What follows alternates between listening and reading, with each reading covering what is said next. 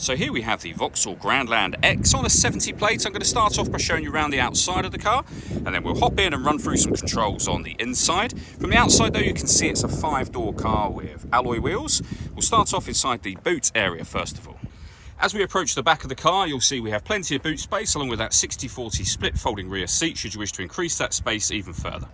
Okay, so we're just going to work our way back around to the front of the car, and then we'll hop in and run through some controls on the inside. But now that we've done a full circle of it, you can see it's in excellent condition the whole way round. Just briefly before we climb in, I think it's well worth seeing the interior from this exterior point of view. There's plenty to run through on the dashboard, so let's hop in and we'll do that now. Okay, now that we're inside the car, we're going to start with the dials. Over on the left-hand side, we have the rev counter. We have the speedometer on the right-hand side.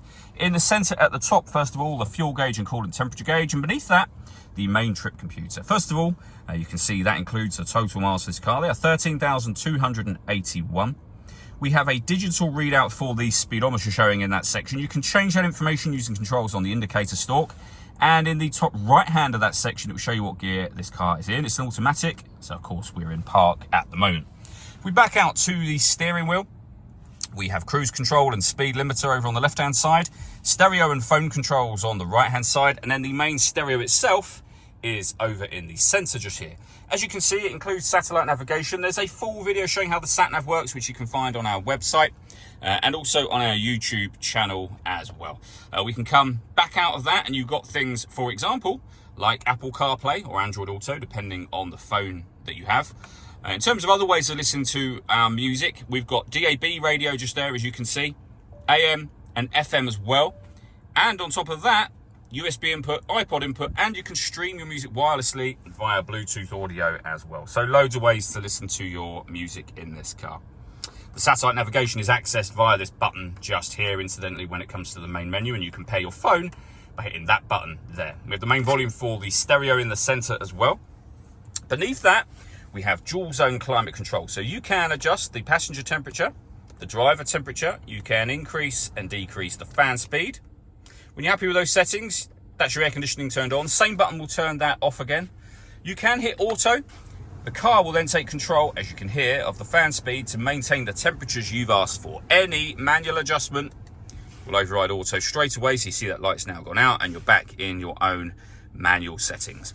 We have a heated driver's seat and passenger seat over the other side there, but with 3 different heat settings. This car also has a cooled seat as well. So with 3 different temperatures, if you like, or 3 different fan levels, and you can turn that off. If you've never had that before, that's fantastic, you know, or particularly in the summer, of course.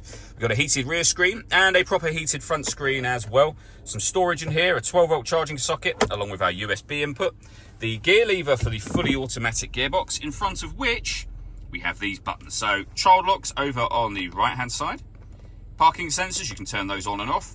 You can turn off the stop and start. This car is designed to cut out when it's stationary in traffic, which in turn will save you fuel. That system is off when that light shows. We can also turn off the lane departure warning system.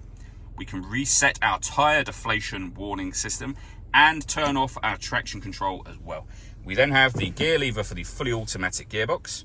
And lastly, the panoramic roof for the car. There's a button up here that will open the sun blind. You can stop that at any point you wish to. If you keep your finger on the button, of course, that will open all the way to the back of the car. This particular piece of glass, if you like, is fixed in position. It doesn't open as a sunroof, but as you can see, it lets in a huge amount of extra light to the cabin area. All that leaves me to say is thank you for taking the time to watch this video. If you'd like to come and see this ULEZ compliant car for yourself and have a test drive, please feel free to call either of our MJA sites. We'd love to hear from you soon.